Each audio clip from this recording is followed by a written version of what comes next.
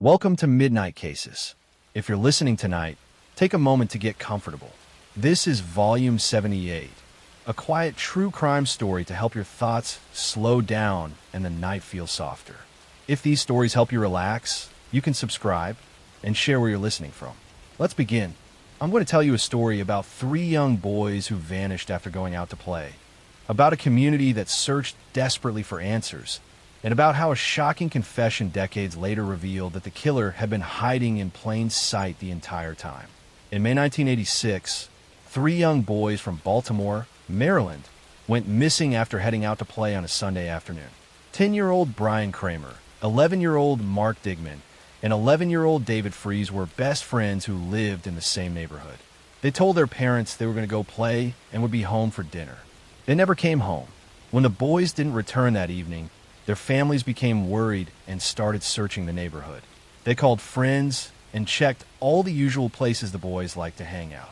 By nightfall, when there was still no sign of the three children, police were called and a massive search began. The community of Baltimore rallied together to look for the missing boys. Hundreds of volunteers combed through parks, wooded areas, and abandoned buildings. Police conducted house-to-house searches and interviewed everyone who might have seen the boys that day.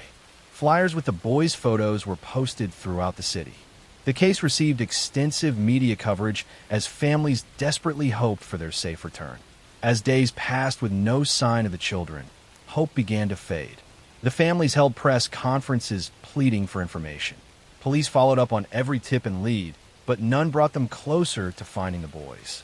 The investigation eventually went cold, and the case became one of Baltimore's most haunting mysteries. For decades, the families of Brian, Mark, and David lived with the agony of not knowing what had happened to their sons. Were they still alive somewhere? Had they run away? Had someone taken them? The questions haunted them every single day. They held memorials, kept the boys' rooms unchanged, and never stopped hoping for answers. Then in 2015, nearly 30 years after the boys disappeared, police received information that would finally break the case open. A woman contacted authorities saying her deceased father had confessed to her years earlier that he had been involved in the deaths of three boys in the 1980s. The woman had been troubled by this confession for years, but had been afraid to come forward while her father was still alive. The man the woman identified was someone who had lived in the same Baltimore neighborhood where the boys had disappeared. His name was Joseph Smith, and he had died in 2010. Smith had been questioned during the original investigation in 1986, but had been cleared at the time. Investigators had no evidence linking him to the disappearance, and he had seemed cooperative and concerned about the missing children. Based on the daughter's information, police reopened the case and began investigating Smith's background more thoroughly. They discovered that he had been convicted of molesting children on multiple occasions, both before and after 1986. Despite this history, he had been allowed to live freely in the community near where children played. This raised serious questions about how the original investigation had cleared him so easily. Detectives worked to corroborate the daughter's account and build a case even though the suspect was already deceased. They re-interviewed witnesses from 1986, many of whom had new information or remembered details they hadn't shared at the time. Some neighbors recalled seeing Smith talking to young boys in the neighborhood around the time of the disappearance. Investigators also learned that Smith had access to a property where he could have taken the boys without being observed. Witnesses remembered that Smith had been unusually interested in the investigation in 1986, frequently asking police about their progress and offering unsolicited theories about what might have happened. This kind of behavior is common among perpetrators who insert themselves into investigations. In 2016, police announced they had solved the case, based on the daughter's testimony, witness statements, and circumstantial evidence. They concluded that Joseph Smith had been responsible for the deaths of Brian, Mark, and David. While Smith couldn't be prosecuted because he was deceased, police wanted to give the families closure and let the community know the case was solved. According to the investigation, Smith had lured the three boys to a location where he had harmed them. The exact details of what happened were never fully revealed out of respect for the families, but police stated they believed the boys had been taken to an isolated area and had not survived. Despite extensive searches of properties associated with Smith, the boys' remains were never recovered. The news brought mixed emotions for the families. After 3 decades of uncertainty, they finally had answers about what had happened to their sons. But the knowledge that the person responsible had lived freely for years after committing such horrific crimes was painful. They also struggled with the fact that they would never be able to recover their sons' bodies and give them proper burials. The families expressed anger that Smith had been questioned and cleared in 1986 despite his history of offenses against children. They felt that if investigators had looked more carefully at his background and taken his history seriously, he might have been caught at the time. The case highlighted failures in how law enforcement tracked repeat offenders and shared information about dangerous individuals. The case also raised questions about why Smith's daughter had waited so long to come forward with the information. She explained that she had been afraid of her father while he was alive and feared what he might do if she reported him. She also struggled with the loyalty she felt toward her father despite knowing what he had done. Only after his death did she feel safe enough to tell authorities what he had confessed to her. For the Baltimore community, the resolution of the case brought some sense of closure to a tragedy that had haunted them for decades. Parents who had warned their own children about stranger danger, using the story of the 3 missing boys, could now tell them the case had been solved. But the loss of Brian, Mark, and David remained a painful reminder of the dangers that can exist in seemingly safe neighborhoods. The 3 boys had simply wanted to go out and play on a spring afternoon. They should have come home for dinner, grown up, and lived full lives. Instead, they encountered a predator who saw them as victims rather than children. Their family spent 3 decades searching for answers, never giving up hope that someday they would know the truth. While Joseph Smith escaped earthly justice by dying before he could be prosecuted, the truth about what he did was finally revealed. Brian Kramer, Mark Digman, and David Fries are remembered not just as victims, but as 3 young boys who were friends, who loved to play together, and whose lives were stolen far too soon by someone who should never have had access to children in the first place. Next story. I'm going to tell you a story about a respected doctor who lived a secret double life, about a physician who took the lives of over 200 patients, and about how one of the most prolific serial killers in history operated undetected for decades while hiding behind his white coat and good reputation.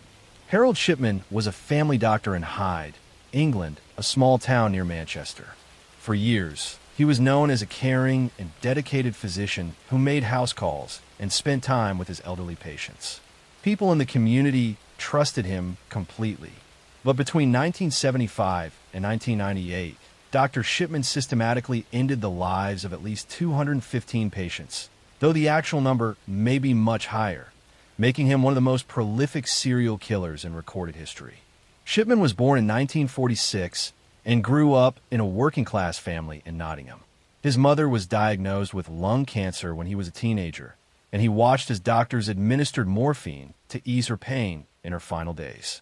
Some psychologists later suggested this experience may have influenced his later crimes, as he seemed fascinated by the power doctors held over life and death.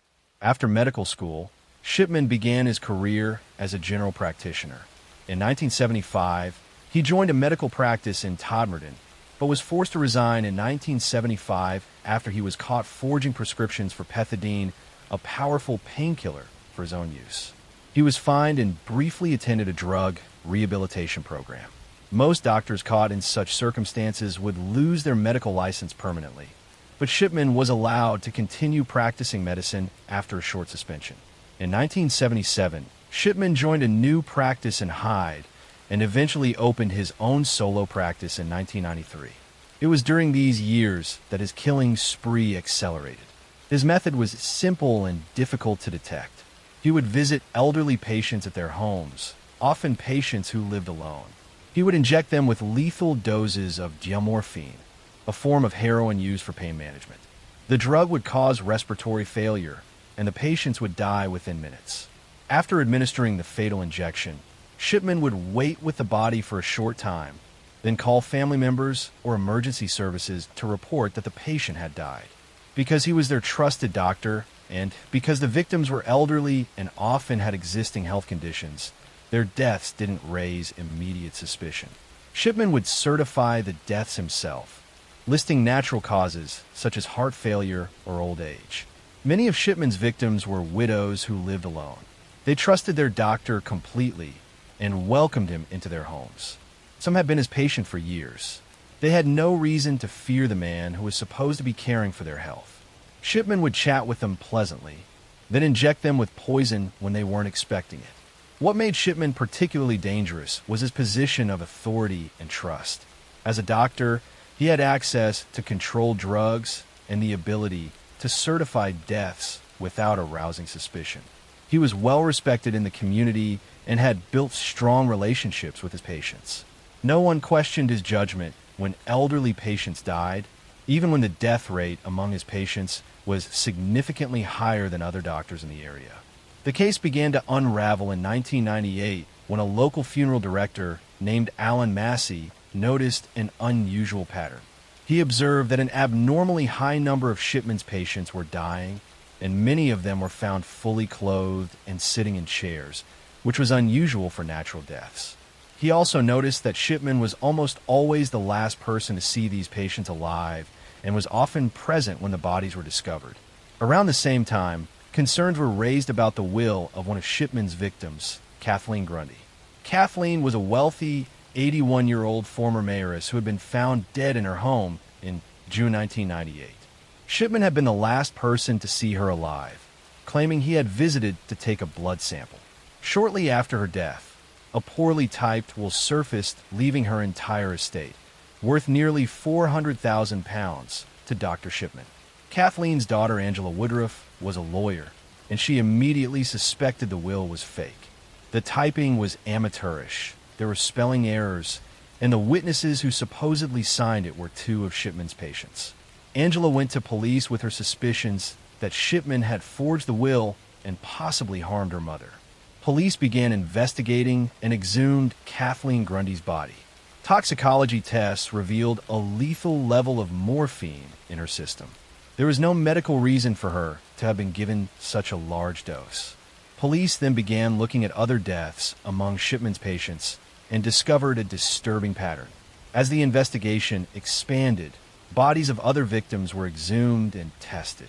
Again and again, toxicology reports showed lethal levels of geomorphine. Medical records have been altered by Shipman to make it appear patients had been more ill than they actually were, creating false justifications for their deaths.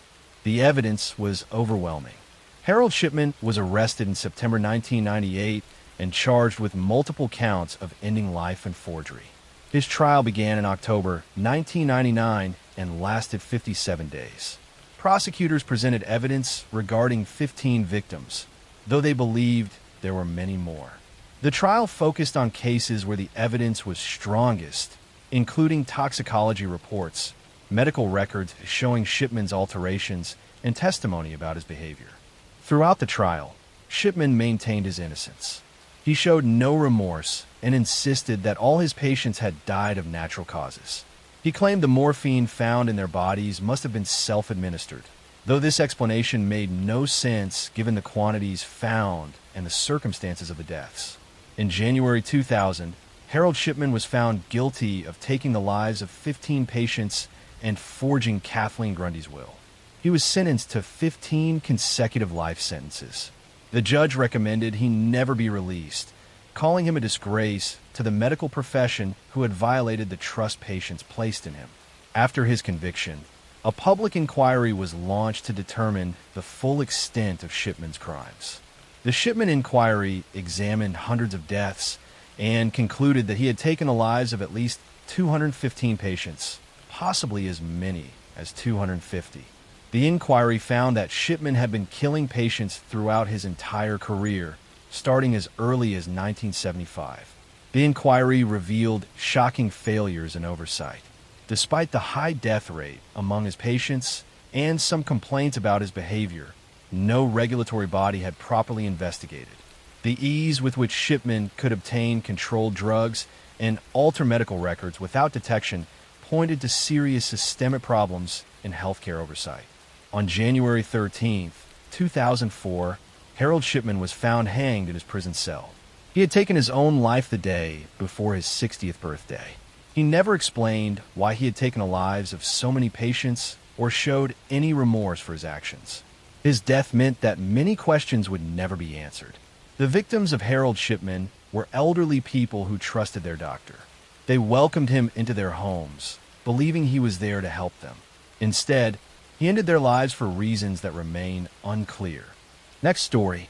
I'm going to tell you a story about a nurse who was supposed to care for the most vulnerable patients, about a hospital ward where babies kept dying under mysterious circumstances, and about how one woman's actions made her Britain's most prolific child killer in modern history. In the 1990s, Beverly Allitt was a nurse working on the children's ward at Grantham and Kesteven Hospital in Lincolnshire, England. She seemed dedicated to her work and showed great concern for her young patients. But over a 59-day period in 1991, the ward experienced an alarming spike in cardiac arrests and unexplained deaths among infants and children. What hospital staff didn't realize was that their colleague Beverly Allitt was deliberately harming the children in her care. Beverly Allitt had wanted to be a nurse since childhood. She completed her training and was hired at Grantham Hospital in 1991. Almost immediately after she started working, children on her ward began experiencing mysterious medical emergencies. Babies who had been healthy would suddenly go into cardiac arrest. Children admitted for minor ailments would unexpectedly deteriorate. The first victim was 7-week-old Liam Taylor, who had been admitted with a chest infection in February 1991. While under Allitt's care, Liam had a heart attack and died. Doctors were puzzled because his condition hadn't seemed serious enough to cause such a catastrophic event.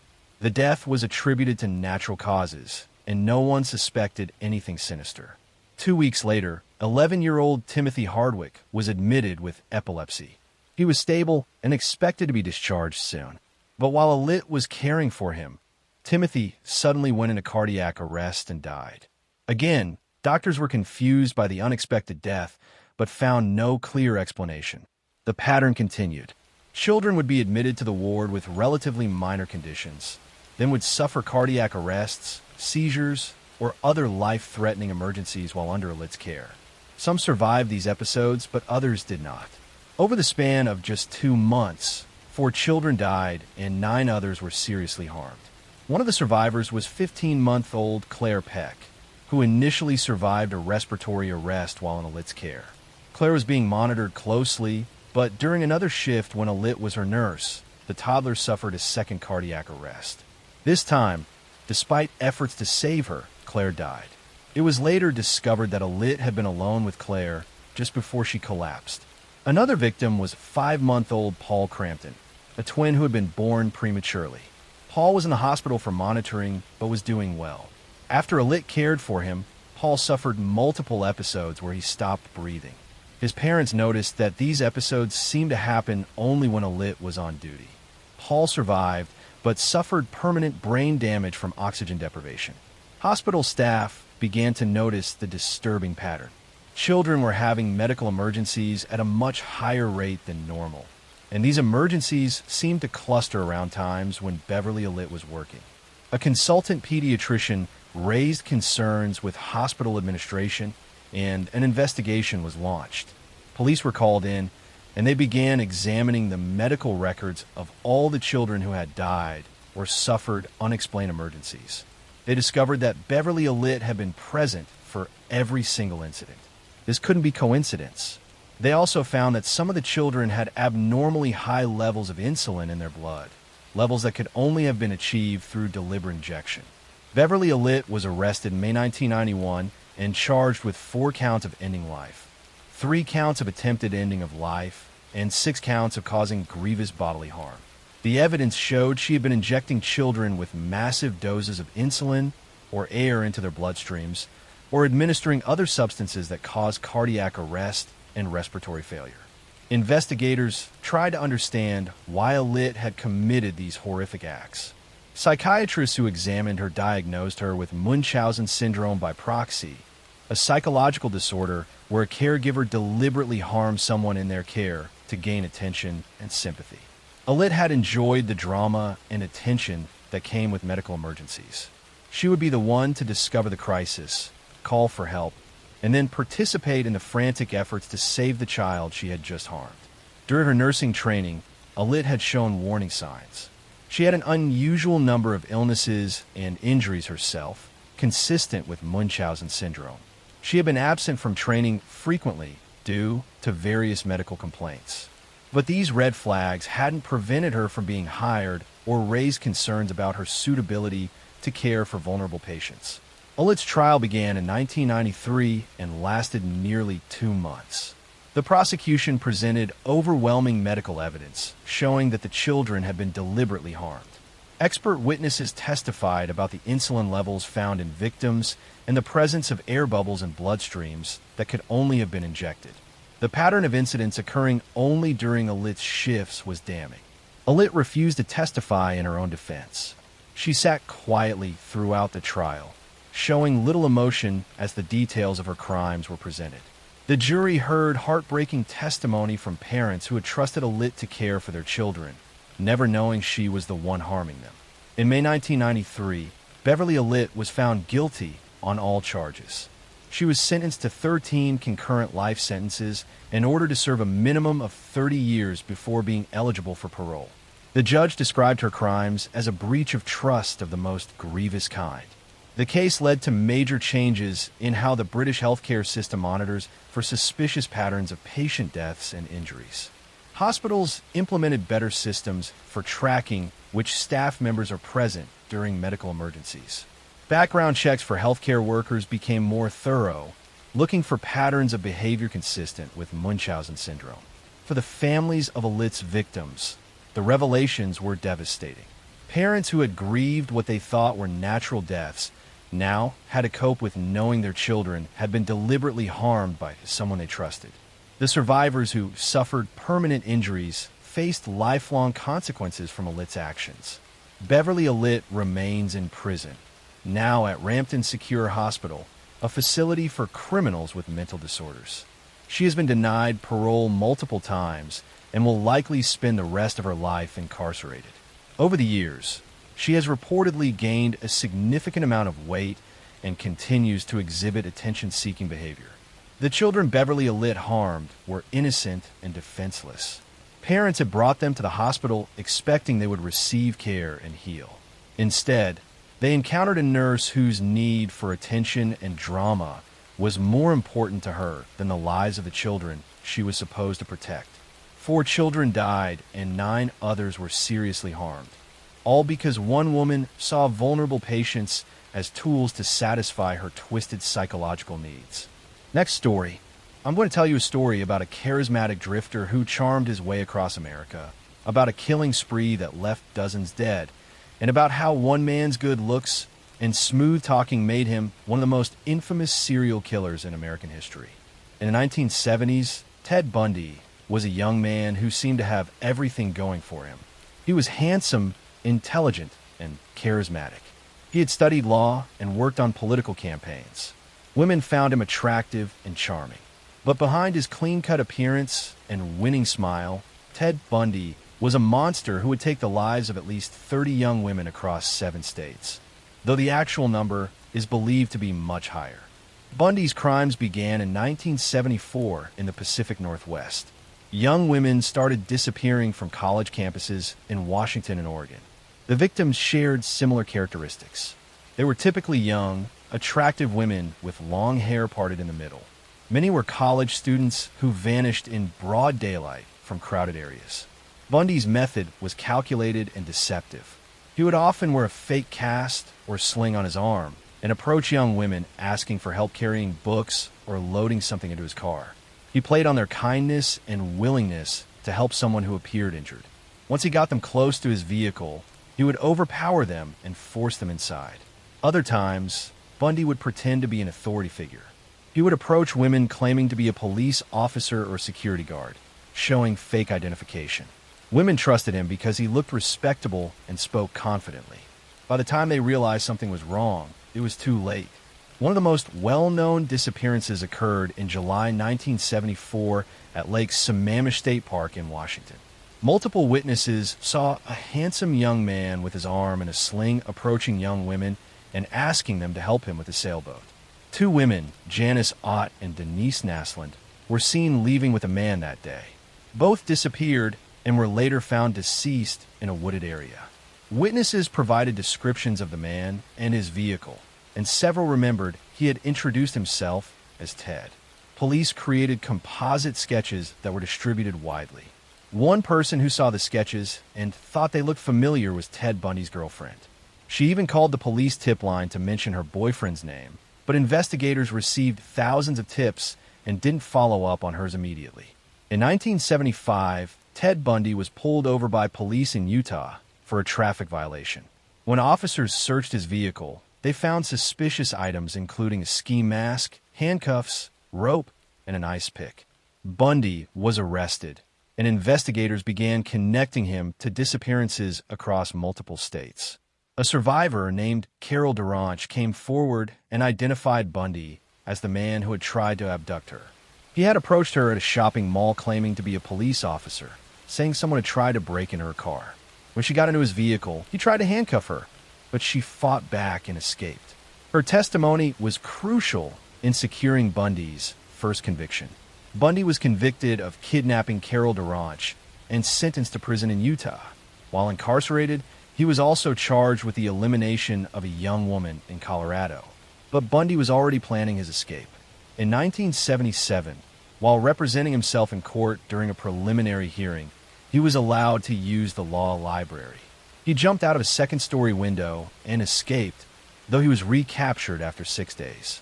6 months later, Bundy escaped again, this time from a county jail in Colorado.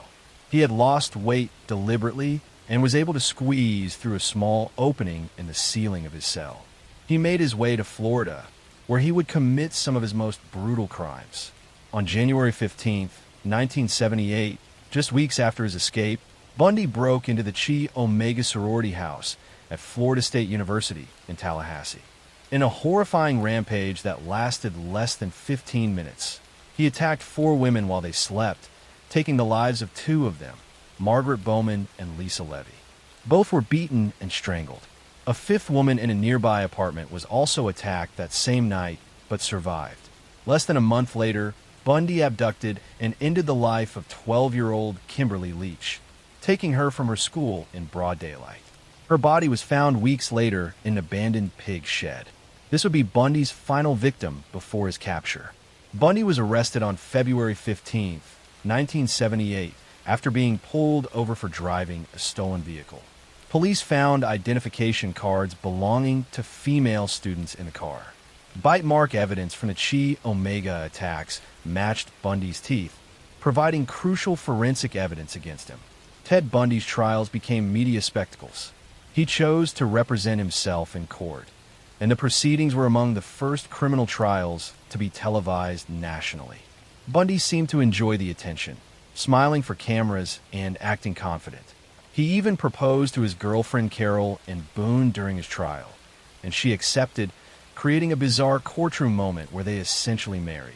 Despite Bundy's charm and attempts to manipulate the jury, the evidence against him was overwhelming. He was convicted of taking the lives of the Chi Omega women and Kimberly Leach and was sentenced to death. While on death row, Bundy gave interviews where he discussed his crimes in the third person, never fully admitting guilt, but providing chilling insights into the mind of a serial killer. Bundy claimed that exposure to violent media had influenced him, though experts believed he was deflecting responsibility. He also confessed to numerous other crimes in the days before his execution, finally admitting to killing at least 30 women, though investigators believe the true number was much higher. On January 24, 1989, Ted Bundy was executed in the electric chair at Florida State Prison. Outside the prison, crowds gathered, some celebrating the execution of one of America's most notorious killers. His death brought some closure to the families of his victims, though the pain of their losses would never fully heal. Ted Bundy's case changed how law enforcement approached serial crime investigations. It highlighted the importance of sharing information across state lines and recognizing patterns in disappearances. It also showed how dangerous it was to assume that someone who looked normal and acted charming couldn't be capable of horrific violence. The young women Bundy victimized were daughters, sisters, and friends who had their entire lives ahead of them. They were students pursuing education, women with dreams and futures that were stolen by a predator who saw them as objects rather than human beings.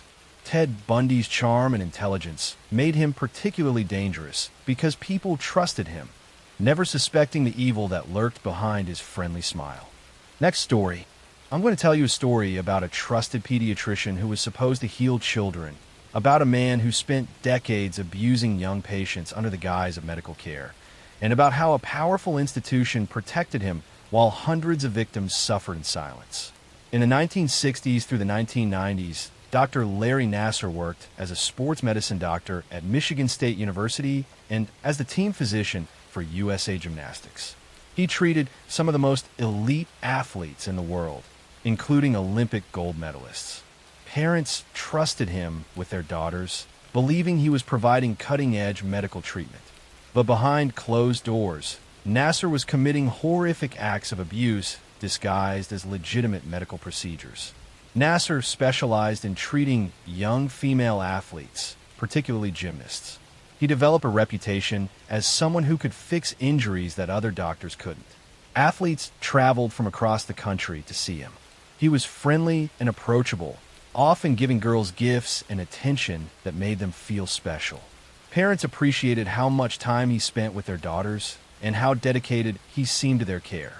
But during medical appointments, Nassar would perform procedures that had no legitimate medical purpose. He would penetrate his young patients without wearing gloves, without explaining what he was doing, and often without a parent or chaperone present in the room. When girls questioned what he was doing, he would tell them it was a special treatment technique that would help their injuries. Many of the victims were young teenagers who trusted that a doctor knew what he was doing. The abuse went on for decades. Nassar exploited his position of authority and the trust that athletes and their families placed in medical professionals. Young girls who felt uncomfortable during appointments often didn't speak up because they didn't want to jeopardize their athletic careers or because they genuinely believed Nassar was providing necessary medical treatment. Some victims did try to report what was happening. In 1997, a gymnast told Michigan State University officials about Nassar's inappropriate treatment. The university investigated but ultimately cleared Nassar and allowed him to continue treating patients. In 2004, another complaint was made, and again nothing was done. USA Gymnastics received complaints about Nassar over the years, but failed to take action to stop him. The institutions that employed Nassar prioritized protecting their reputations over protecting the children in their care. Complaints were ignored or dismissed. Nassar was allowed to continue working with young athletes year after year, accumulating hundreds of victims while the organizations that should have stopped him looked the other way. The case finally began to unravel in 2016 when former gymnast Rachel Den Hollander went public with detailed allegations about Nassar's abuse. She filed a police report and spoke to the Indianapolis Star newspaper about what Nassar had done to her when she was 15 years old. Her bravery in coming forward encouraged other victims to speak up. Once Rachel's story was published, a flood of other women came forward with similar accounts. Olympic gold medalists, including Michaela Maroney, Aly Raisman, and Gabby Douglas, revealed they had been abused by Nassar. The scope of his crimes was staggering. Investigators eventually identified over 300 victims, though the actual number is believed to be much higher. Larry Nassar was arrested in 2016 on charges related to the abuse of young athletes. He was also charged with possession of images depicting abuse of children after investigators found thousands of such images on his computers. As the investigation expanded, more charges were added as additional victims came forward. In November 2017, Nassar pleaded guilty to multiple charges in Michigan State Court. In January 2018, he faced sentencing in a courtroom where over 150 of his victims were given the opportunity to deliver impact statements directly to him. The sentencing hearing lasted 7 days as woman after woman stood up and confronted the man who had abused them. The victim impact statements were powerful and heartbreaking. Young women described how Nassar had violated them under the guise of medical treatment. They talked about how the abuse had affected their mental health their relationships, and their lives. Many spoke about feeling betrayed, not just by Nasser, but by the institutions that had failed to protect them when they tried to report what was happening. Olympic gymnast Ali Raisman gave a particularly powerful statement, looking directly at Nasser and telling him that the women he had abused were stronger than he could ever imagine. She condemned USA Gymnastics and Michigan State University for enabling his abuse for so many years. Judge Rosemary Aquilina, who presided over one of the sentencing hearings, made headlines for her strong words condemning Nasser. After hearing days of victim statements, she sentenced him to 40 to 175 years in prison, telling him she had just signed his death warrant. Nasser also received additional sentences in other cases, ensuring he would spend the rest of his life behind bars. The Nasser case exposed massive institutional failures at Michigan State University and USA Gymnastics. Both organizations faced intense scrutiny for how they had handled complaints about Nasser over the years. Multiple officials resigned or were fired. Michigan State University paid a settlement of $500 million to Nasser's victims, one of the largest settlements in the history of such cases. USA Gymnastics filed for bankruptcy as it faced lawsuits from hundreds of victims. The entire leadership of the organization was replaced, and major reforms were implemented to prevent similar abuse from happening in the future. The United States Olympic Committee also faced criticism for its oversight failures. The case sparked a broader conversation about how institutions protect predators and silence victims. It highlighted the need for better safeguards in youth sports and better training for recognizing and reporting abuse. It also showed the power of survivors speaking up and supporting each other. Larry Nasser is currently serving his sentences in federal prison. He will never be released. The women he abused have become advocates for other survivors and have pushed for systemic changes to protect children in sports and other settings. The survivors of Larry Nasser's abuse showed remarkable courage in coming forward and confronting their abuser. Their willingness to speak up not only brought Nasser to justice, but also exposed the failures of powerful institutions that had protected him for decades. Rachel Den Hollander, who was the first to go public and the last to give her victim impact statement, became a symbol of the strength it takes to stand up against abuse and demand accountability. The Larry Nasser case serves as a reminder that predators often hide in plain sight in positions of trust and authority. It shows the importance of believing victims when they come forward and the devastating consequences when institutions prioritize their own reputations over the safety of children. The hundreds of women who survived Nasser's abuse turned their pain into power, ensuring that their voices would be heard and that meaningful change would come from their suffering. Next story. I'm going to tell you a story about a popular college athlete who seemed to have a bright future, about a young woman who was brutally attacked and left for dead, and about how a case of mistaken justice led to the wrong man spending years in prison while the real perpetrator walked free. In July 1984, Jennifer Thompson was a 22-year-old college student in Burlington, North Carolina. She was bright, independent, and focused on her studies. One night, a man broke into her apartment and attacked her at knife point. During the horrifying assault, Jennifer tried to stay calm and focused on memorizing every detail of her attacker's face. She studied his features carefully, determined that if she survived, she would be able to identify him and bring him to justice. Jennifer managed to escape through a window and immediately went to police. She worked with investigators to create a composite sketch of her attacker. She was certain she would recognize him if she saw him again. Her memory of his face was burned into her mind from those terrifying moments when she had studied him so carefully. A few days later, police showed Jennifer a photo lineup of potential suspects. She looked through the photos and identified Ronald Cotton as her attacker. She was absolutely certain it was him. When she later picked Ronald out of a physical lineup, she felt confident she had identified the right man.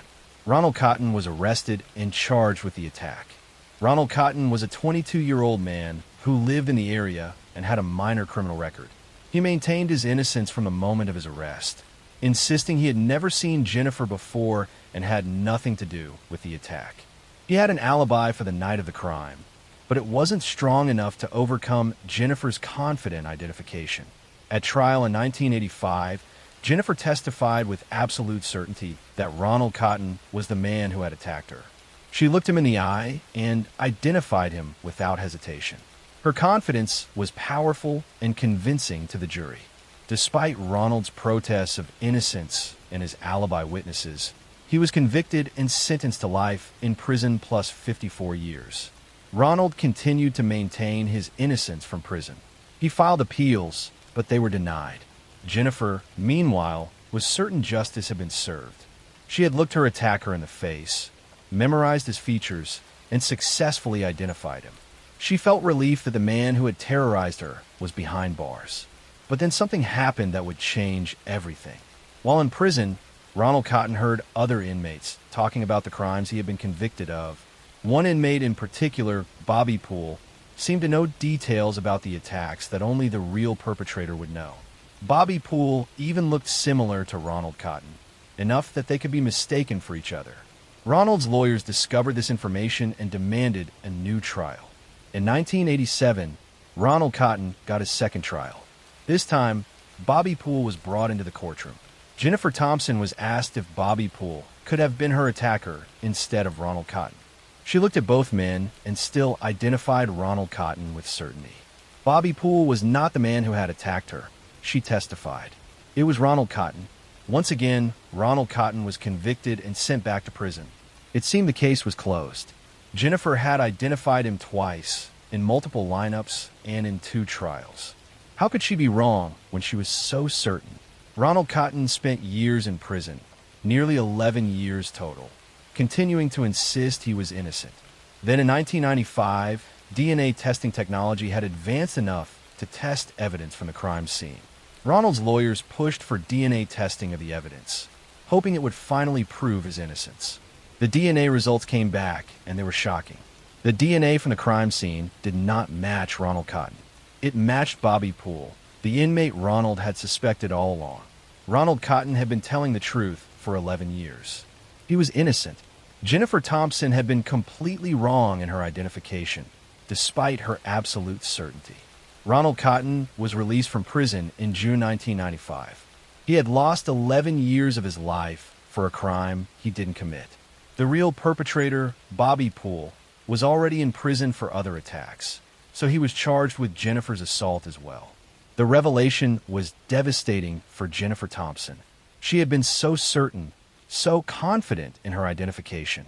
She had testified twice, looking Ronald Cotton in the eye and declaring him to be her attacker. But she had been wrong. Her memory, despite her best efforts to be accurate, had failed her. An innocent man had suffered because of her mistaken identification. Jennifer struggled with immense guilt. She had done everything right as a victim. She had tried to memorize her attacker's face. She had worked with police. She had testified in court. But despite her best intentions and her certainty, she had identified the wrong man. The realization that memory could be so unreliable was crushing. In a remarkable turn of events, Jennifer Thompson eventually reached out to Ronald Cotton. She wanted to apologize and somehow make amends for what he had suffered because of her mistaken identification. Ronald, showing incredible grace and forgiveness, agreed to meet with her. Their meeting was emotional and healing for both of them. Ronald told Jennifer that he didn't blame her. She had been a victim trying to bring her attacker to justice. The real fault lay with a criminal justice system that relied too heavily on eyewitness identification without understanding how unreliable human memory could be. Jennifer and Ronald developed an unlikely friendship. They began speaking together at conferences and events about wrongful convictions and the problems with eyewitness identification. They wrote a book together called Picking Cotton about their experiences and their journey toward forgiveness and understanding. Their story became one of the most powerful examples of why eyewitness testimony, even when given with absolute certainty, can be dangerously unreliable. Studies have shown that memory is not like a video recording. It can be influenced by suggestion, by the way questions are asked, by seeing photos before lineups, and by the stress of trauma. Ronald Cotton's case helped change how law enforcement conducts lineups and eyewitness identifications. Many jurisdictions now use double-blind lineups where the officer conducting the lineup doesn't know who the suspect is, preventing unconscious cues. Sequential lineups, where witnesses see one person at a time rather than all at once, have been shown to reduce mistaken identifications. Ronald Cotton eventually received compensation for his wrongful conviction and has rebuilt his life. He married and had a family. Jennifer Thompson has dedicated herself to criminal justice reform and educating people about the problems with eyewitness testimony. Their story is a powerful reminder that even with the best intentions, human memory can fail us. Jennifer Thompson was a brave victim who tried to do everything right, and Ronald Cotton was an innocent man who suffered terribly. Together, their experience has helped prevent other wrongful convictions and shown the importance of forensic evidence like DNA testing in criminal cases. Next story. I'm going to tell you a story about a seemingly devoted mother who shocked the world, about 5 children who died under mysterious circumstances, and about how a woman used her own babies to gain sympathy and attention in one of Australia's most disturbing cases of medical deception and elimination. In the 1990s, Kathleen Folbig was known in her Australian community as an unlucky mother who had tragically lost multiple children to sudden infant death syndrome. Between 1989 and 1999, all 4 of Kathleen's children died in infancy or early childhood under similar circumstances. Each child had been found unresponsive, and each death was initially attributed to natural causes or SIDS. But the pattern would eventually reveal something far more sinister. Kathleen's first child, Caleb, was born in February 1989. He was a healthy baby boy who seemed to be developing normally. But on February 20th, 1989, when Caleb was just 19 days old, Kathleen found him dead in his crib. The death was ruled as sudden infant death syndrome, a tragic but not uncommon occurrence. Kathleen and her husband Craig grieved the loss and eventually decided to try for another child. Their second child, Patrick, was born in June 1990. Patrick seemed healthy at first, but at 4 months old, he suddenly stopped breathing and suffered seizures. He survived, but was left with severe brain damage and blindness. He lived for 8 more months before passing away in February 1991. Doctors attributed his initial episode to epilepsy, and his death was considered a result of his neurological problems. Despite losing 2 children, Kathleen and Craig tried again. Their daughter Sarah was born in October 1992. Sarah appeared to be a healthy, thriving baby. But on August 30th, 1993, when Sarah was 10 months old, Kathleen found her dead in her crib. Once again, the death was attributed to SIDS. The family had now lost 3 children, and people in their community felt tremendous sympathy for the couple who seemed cursed with unimaginable bad luck. In 1996, Kathleen gave birth to another daughter, Laura. For a while, it seemed Laura might break the tragic pattern. She survived past the age when her siblings had died. She celebrated her first birthday, then her second. But on March 1st, 1999, when Laura was 19 months old, Kathleen called emergency services saying Laura had stopped breathing. Paramedics tried to revive her, but Laura was pronounced dead. The death of a 4th child finally raised serious suspicions among medical professionals and investigators. While losing 1 or even 2 children to SIDS was tragic, but possible, losing 4 children was statistically almost impossible. Something wasn't right, and authorities began investigating whether these deaths were truly natural or if something more sinister had occurred. Craig Folbig had also begun to suspect his wife. Their marriage had deteriorated after Laura's death, and Craig was struggling with the loss of all 4 of his children.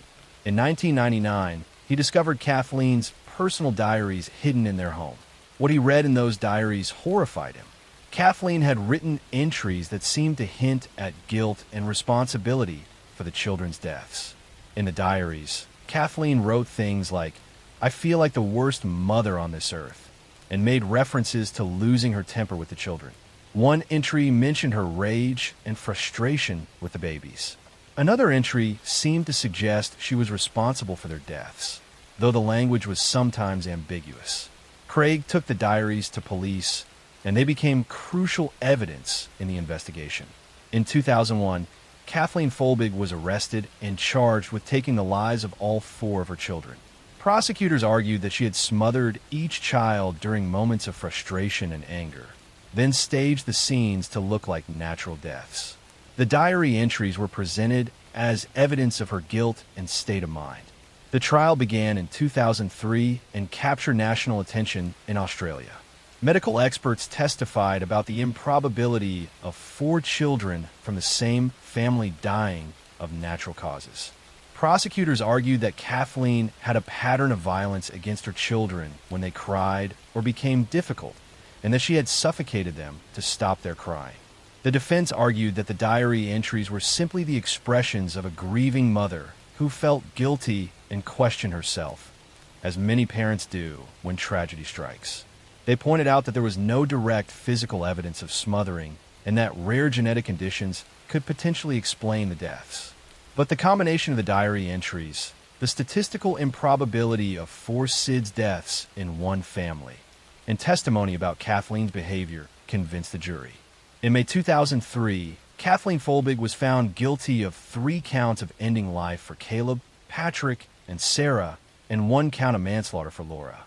She was sentenced to 40 years in prison with a non-parole period of 30 years. For years, Kathleen maintained her innocence from prison. She insisted her children had died of natural causes and that her diary entries were being misinterpreted.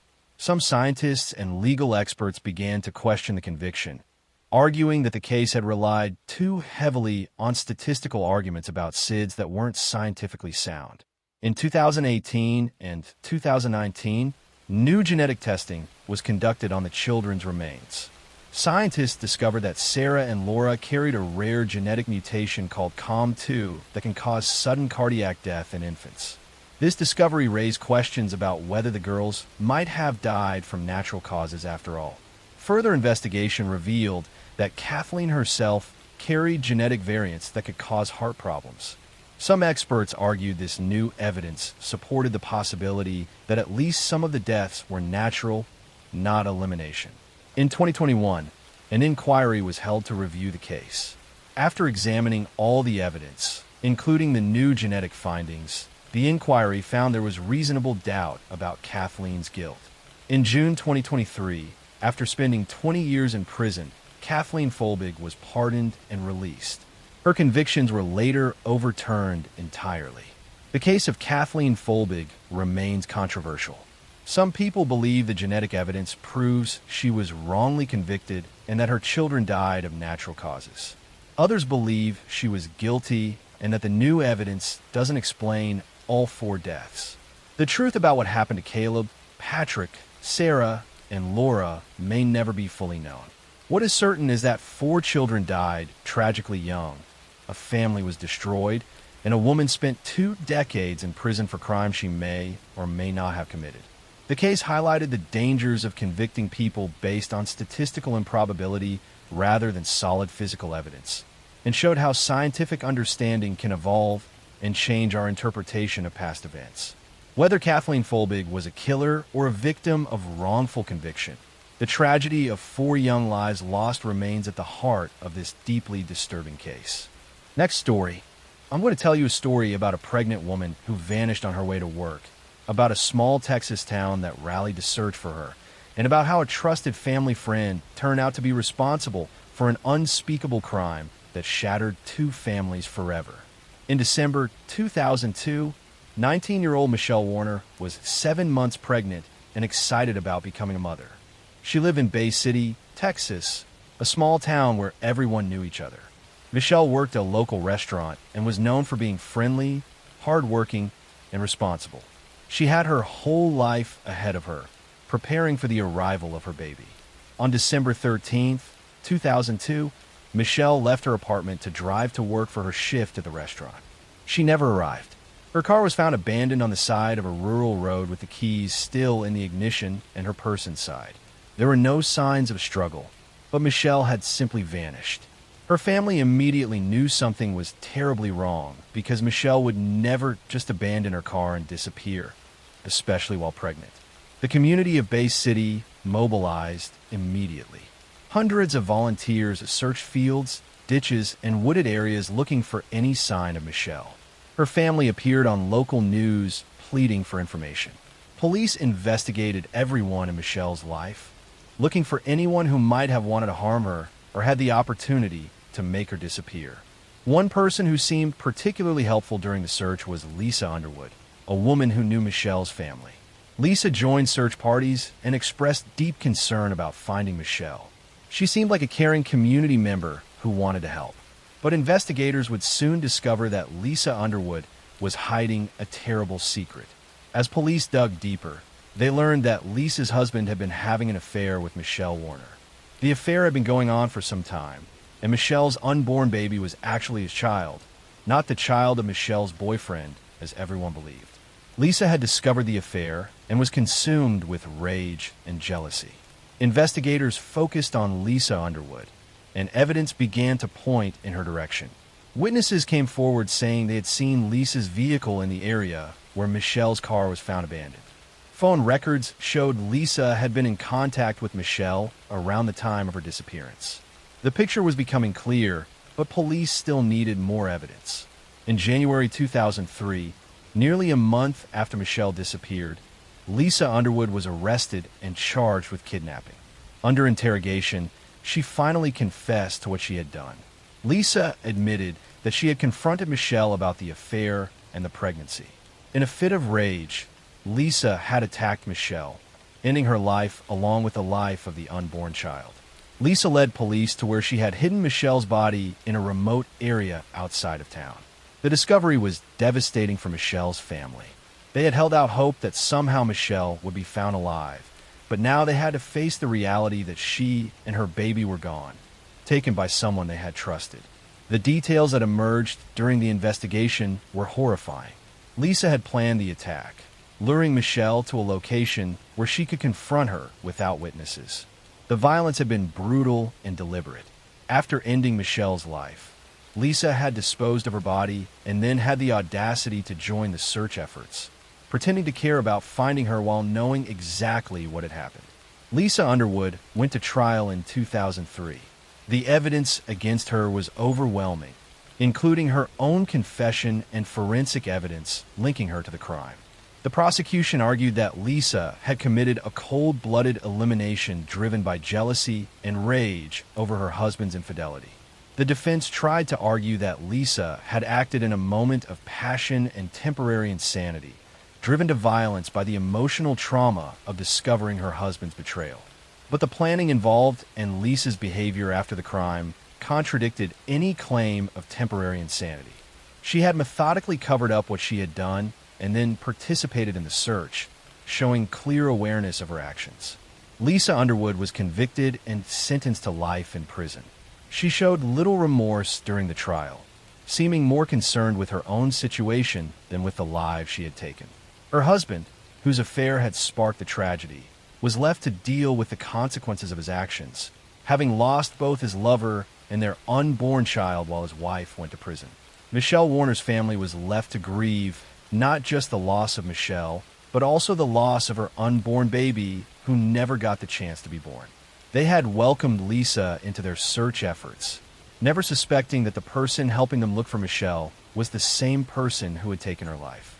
The case highlighted how jealousy and betrayal can drive people to commit unthinkable acts.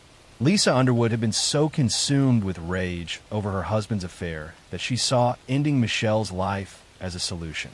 She didn't just take one life, but two, destroying multiple families in the process. Michelle was remembered by her family and friends as a kind young woman who was excited about becoming a mother. She had made mistakes in her relationship choices, but she didn't deserve what happened to her. Her family continues to honor her memory and the memory of the grandchild they never got to meet. Lisa Underwood remains in prison, serving her life sentence. The small town of Bay City, Texas, was forever changed by the tragedy, a reminder that sometimes the people who seem most helpful and trustworthy can be hiding the darkest secrets. Michelle Warner's story serves as a tragic example of how infidelity, jealousy, and rage can escalate into violence that destroys innocent lives and leaves lasting scars on everyone involved. Next story. I'm going to tell you a story about a woman who craved attention more than air, about lies that spiraled into murder, and about how the need to be seen as a victim can transform someone into a monster. In the small town of Springfield, Missouri, where neighbors knew each other and supported one another through hardships, a young mother was gaining sympathy and admiration for her strength in the face of tragedy. Her daughter suffered from mysterious illnesses that required frequent hospitalizations. Friends rallied around her, impressed by her devotion and resilience. But the illnesses were not mysterious at all. They were being caused by the mother herself. This is the story of Dee Blanchard and the murder that exposed years of abuse.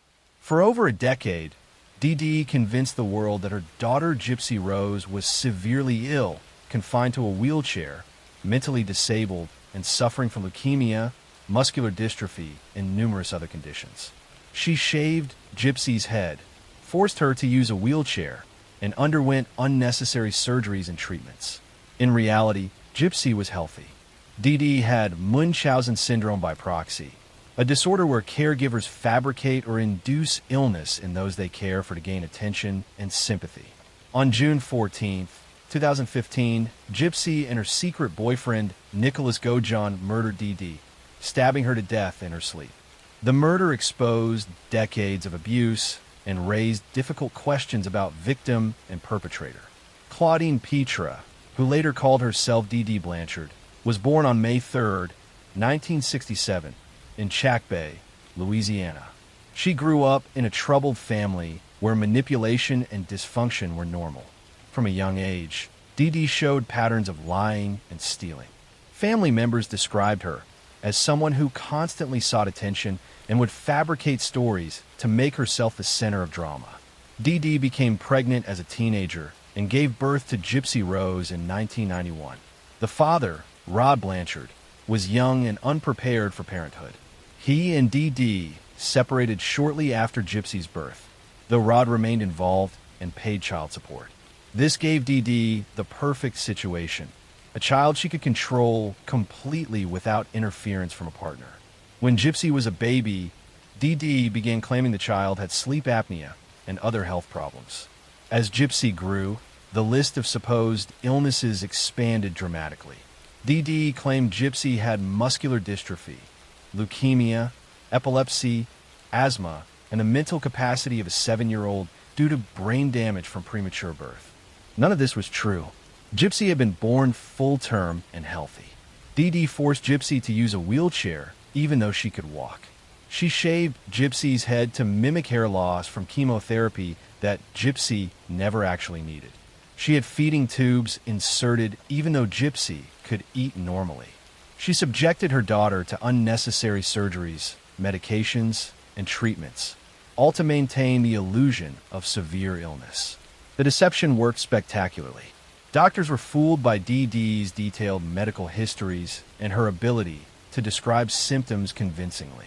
When doctors expressed doubt, Dee would simply find new doctors and claim previous records had been lost. After Hurricane Katrina in 2005, Dee used the disaster as an excuse for why medical records were unavailable, making it nearly impossible for doctors to verify her claims.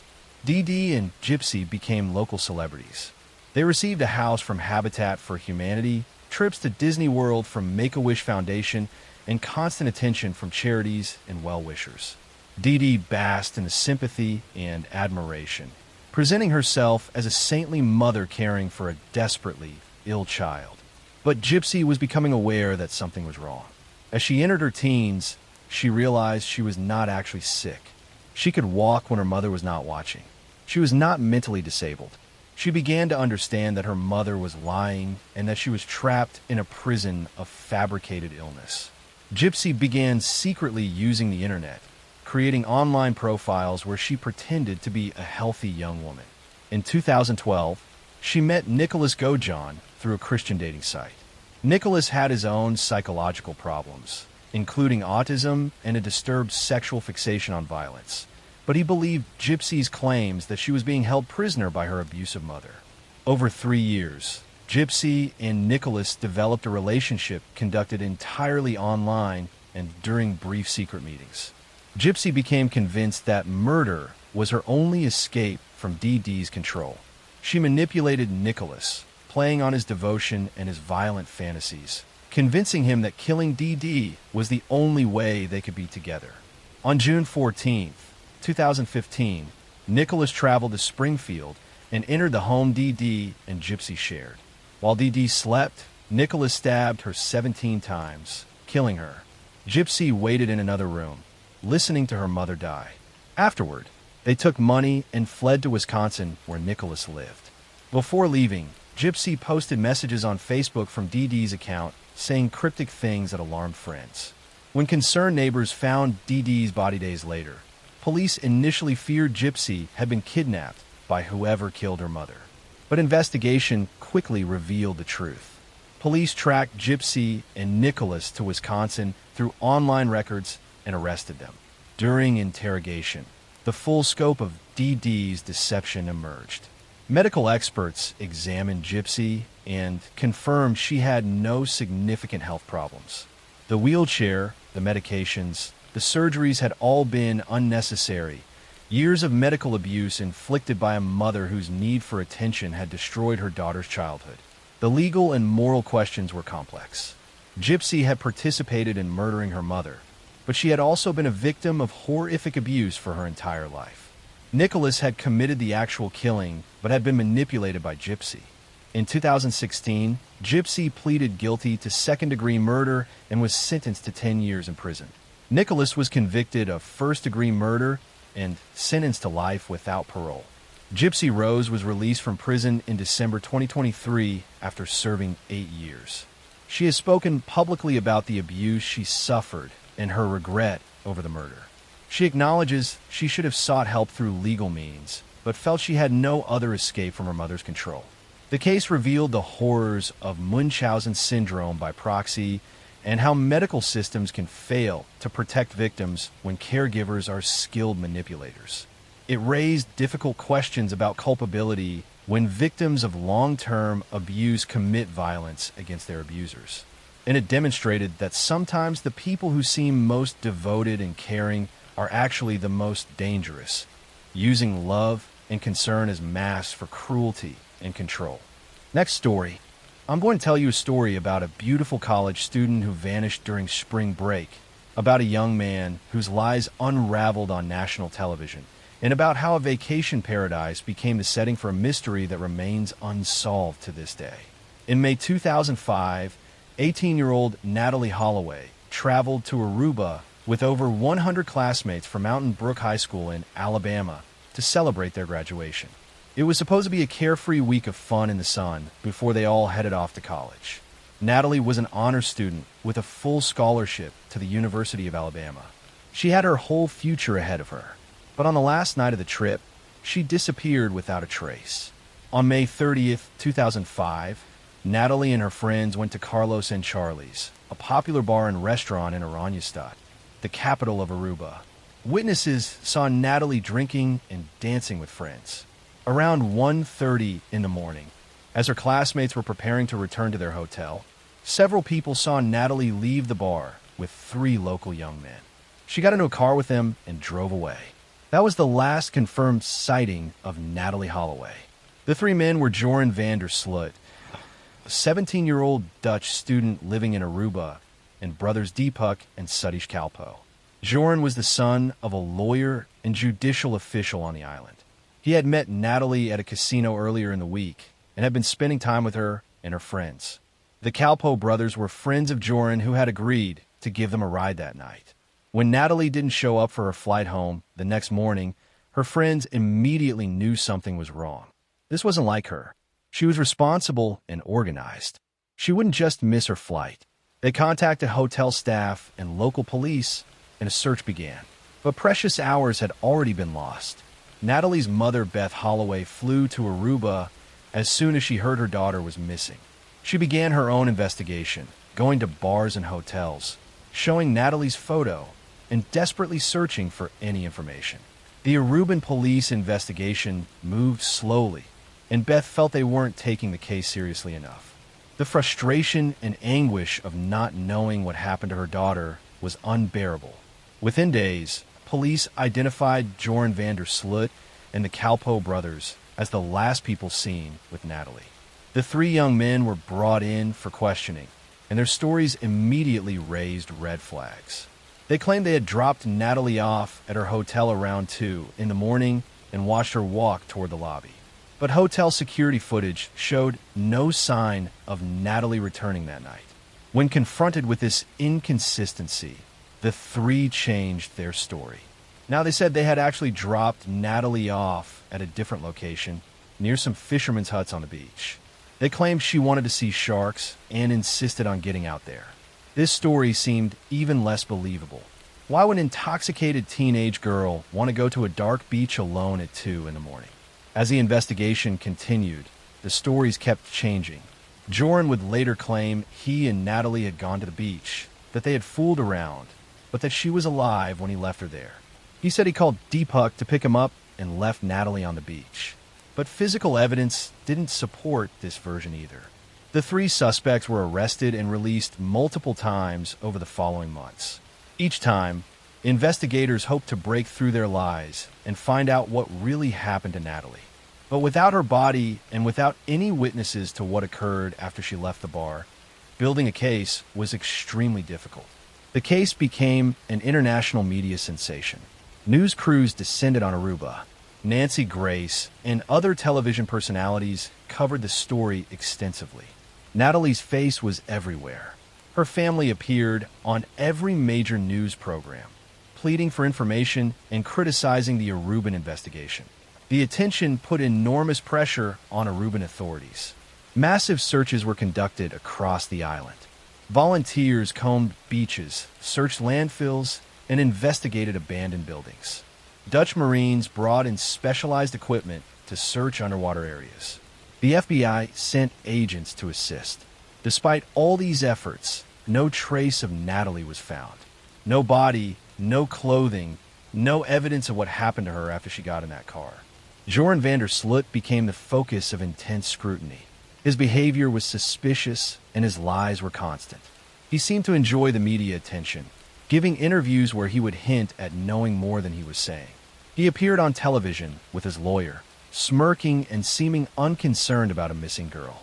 His attitude enraged people following the case. In 2007, a hidden camera investigation by Dutch television captured Joran apparently confessing to being involved in Natalie's death. He claimed she had convulsions on the beach and died, and that he had called a friend to help dispose of her body in the ocean.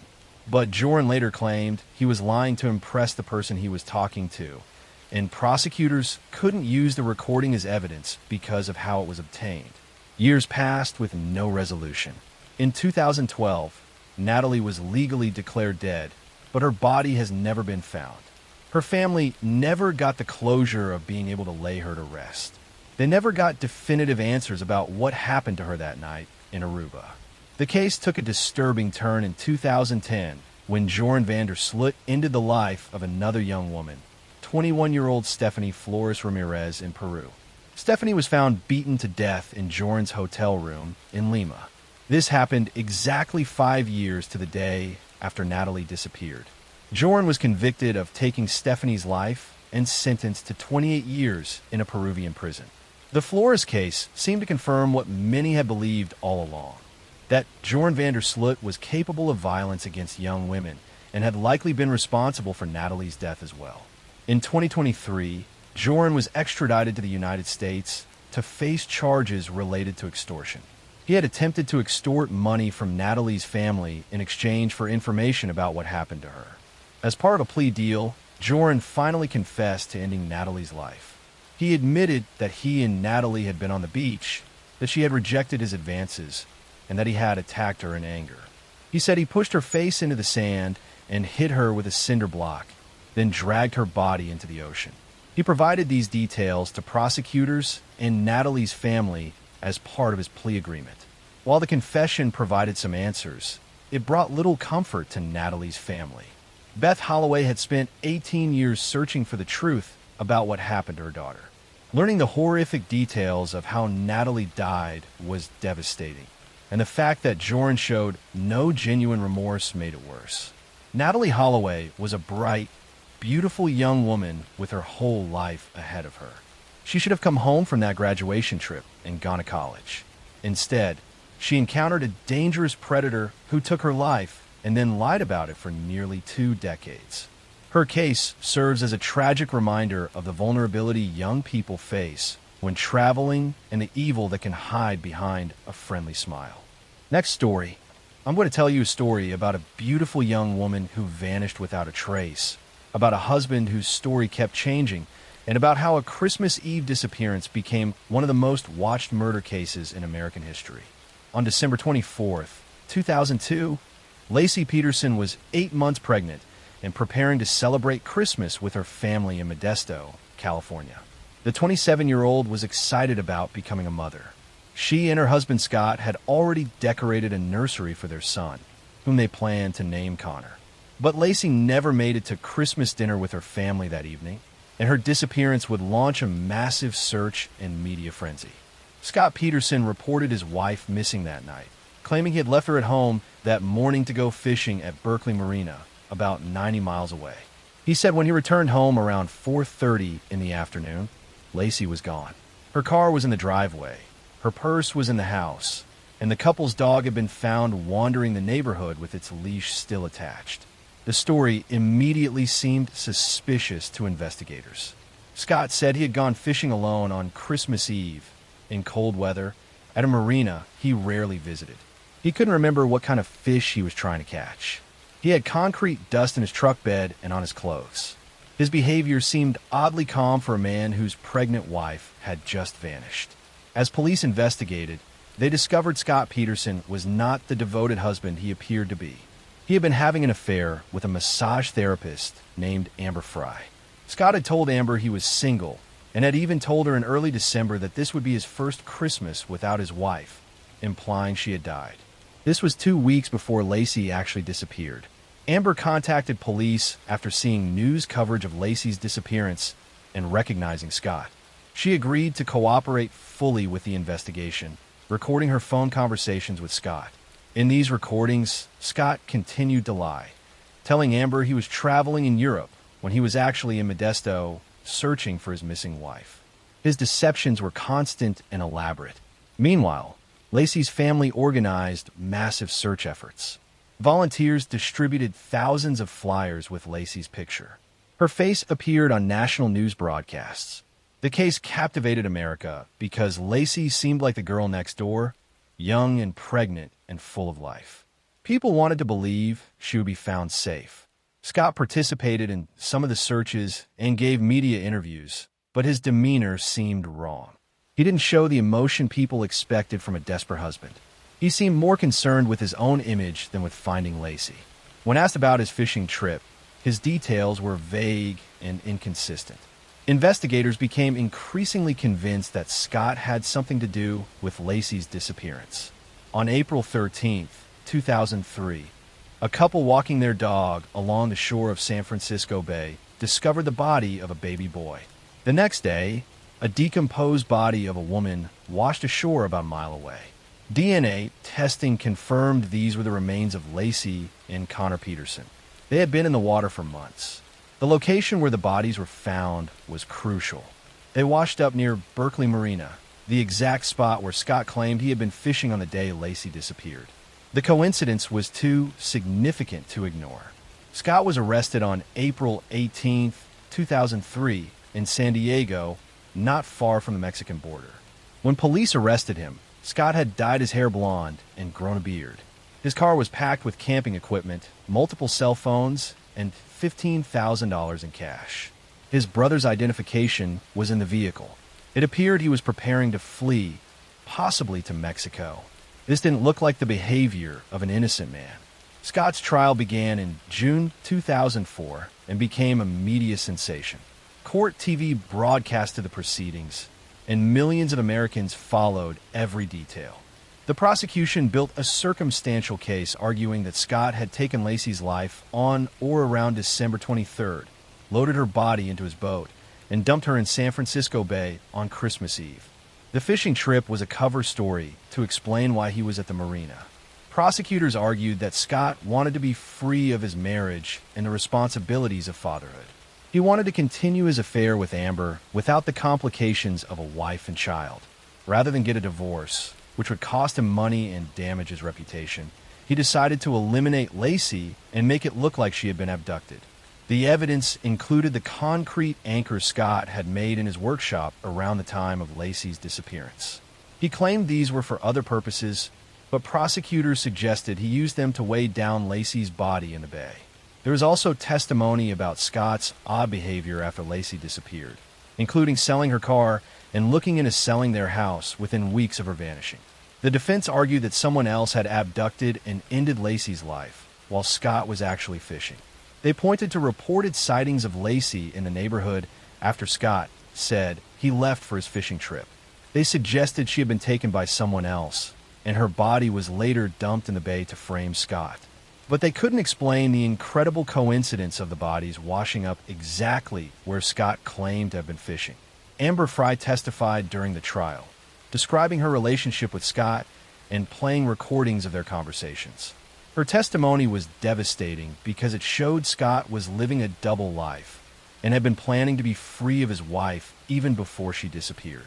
He had told Amber his wife was dead before she actually was. In November 2004, after 7 days of deliberation, the jury found Scott Peterson guilty of first-degree elimination of Lacey and second-degree elimination of Connor. The different degrees reflected the jury's belief that ending Lacey's life was premeditated, while ending Connor's life was a consequence of taking his mother's life. In March 2005, Scott was sentenced to death and sent to San Quentin State Prison.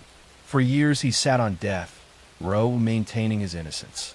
His family continued to support him, insisting he had been wrongly convicted.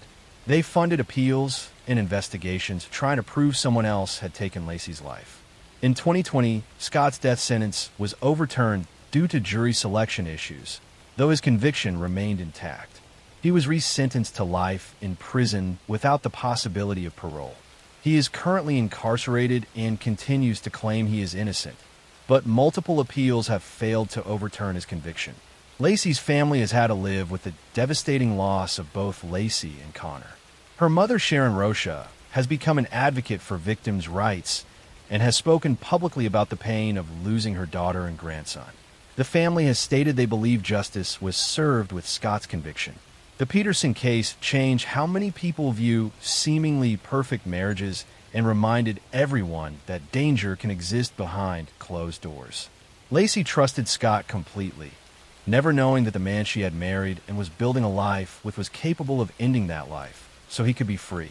She and baby Connor deserved so much more than the fate Scott chose for them on that Christmas Eve in 2002. Next story. I'm going to tell you a story about a seemingly devoted mother who shocked the world, about two young boys who disappeared during what should have been a routine car ride, and about a lie that unraveled to reveal an unthinkable truth. On October 25th, 1994, Susan Smith called police in Union, South Carolina, claiming that a black man had carjacked her vehicle at a stoplight with her two young sons still inside. 3-year-old Michael and 14-month-old Alexander were strapped in their car seats when the carjacker supposedly jumped in and drove away with them. Susan appeared on national television, tearfully begging for the safe return of her boys. The entire nation watched as this young mother pleaded for whoever had her children to bring them home safely. She described the carjacker in detail and gave multiple interviews looking distraught and desperate. Search parties combed the area. Police followed up on hundreds of tips. Everyone wanted to help find Michael and Alexander. But investigators quickly noticed inconsistencies in Susan's story. Her timeline didn't make sense. The location where she claimed the carjacking occurred didn't match the evidence. Her behavior seemed off for a mother whose children had just been taken. She was crying, but there were no tears. She seemed more concerned with her appearance on camera than with finding her sons. After 9 days of searching and national media attention, Susan Smith finally confessed to the horrible truth. There had been no carjacking. There had been no mysterious man who took her children. Susan herself had driven her car to John D. Long Lake, strapped her two sons in their car seats, released the parking brake, and let the car roll into the dark water with her boys still inside. Michael and Alexander drowned trapped in that sinking car while their mother stood on the shore and watched. The car sank in 70 feet of water, coming to rest upside down on the lake bottom with the two little boys still strapped in their seats. Susan then drove to a nearby home and made up the carjacking story. The confession shocked everyone who had been following the case. How could a mother do this to her own children? What could possibly drive someone to such an unthinkable act? As investigators dug deeper, they uncovered Susan's motive, and it was as cold and selfish as the crime itself. Susan had been having an affair with a wealthy local man named Tom Finley. She was obsessed with him and desperate for the relationship to become serious. But Tom had written her a letter saying that while he cared about her, he wasn't ready to be a father and didn't want a relationship with someone who had children. He wanted to keep things casual and wasn't interested in taking on the responsibility of family. Susan decided that her sons were obstacles standing between her and the relationship she wanted, rather than accept that Tom simply wasn't interested in a serious commitment. She convinced herself that if her children were gone, he would want to be with her. So she eliminated them, then created an elaborate lie to cover up what she had done. The carjacking story was deliberate and calculated. By claiming a black man had taken her children, Susan was exploiting racial stereotypes and tensions, knowing it would make her story more believable and generate sympathy. She was willing to let an innocent person be blamed for her crime. Police wasted valuable time following false leads based on her fabricated description. During the investigation before her confession, Susan even participated in the searches for her sons. She stood by the lake where their bodies lay underwater and continued to lie. She appeared on television multiple times, maintaining her story while knowing exactly where her children were. The level of deception was staggering. When divers finally recovered the car from the lake, they found Michael and Alexander still in their car seats. The image of those two little boys trapped underwater in the dark haunted everyone involved in the case. They had been alive when the car entered the water. They had experienced the terror of the car sinking, the water rushing in, and they had died alone without their mother there to save them.